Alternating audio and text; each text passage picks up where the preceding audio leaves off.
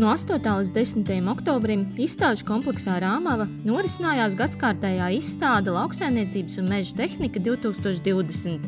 Izstādi, kā ierasts, organizē SIA AML sadarbībā ar Zemkopības ministriju, un tajā interesantiem bija iespēja iepazīties ar jaunumiem lauksaimniecībā, mežsaimniecībā, infrastruktūras uzlabošanā, lauku celtniecībā, kā arī ar jaunākajiem transporta tehniskiem risinājumiem darbam un atpūtai. Gandarījums, ka šī izstāde notiek.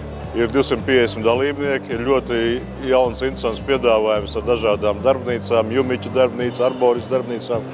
Un katrā ziņā tā attīstība mūsu laukos ir ļoti ātra, gan ražības ziņā, gan ideju ziņā.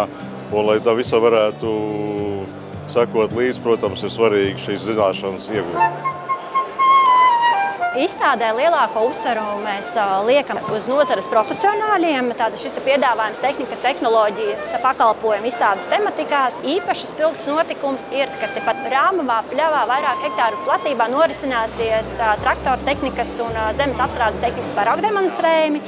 Izstādes laikā būs vienlaicīgi arī John Deere roadshows šeit pie mums. Izstādes Lauksaimniecības un meža tehnika 2020 ietveros norisinājās arī izglītojošā programma ar galveno tēmu Lauksaimniecība un mežsaimniecība – nākotnes perspektīvas. Pēc izstādes ikvienam interesantam būs iespēja noskatīties visas šīs prezentācijas video formātā gan mūsu mājaslapā, gan sociālajos tīklos. SIA AML rīkoto izstāžu mērķis ir veicināt reģionu attīstību, nodrošinot pieredzes apmaiņu un popularizējot lauksaimniecību un ar to saistītās nozares, kā arī veicinot aizvien efektīvāku saimniekošanu Latvijas laukos un mežos. Audziet, mācieties, meklējiet risinājumus par to, kā to jūsu ikdienu padarīt vēl ražīgāku, vienkāršāku, ērtāku un kā izdarīt vairāk ar to, kas jums jau šobrīd ir dots, lai tā mūsu nākotne ir vienkārša, priecīga un mūsu ģimenēm viss ir arvien labāk.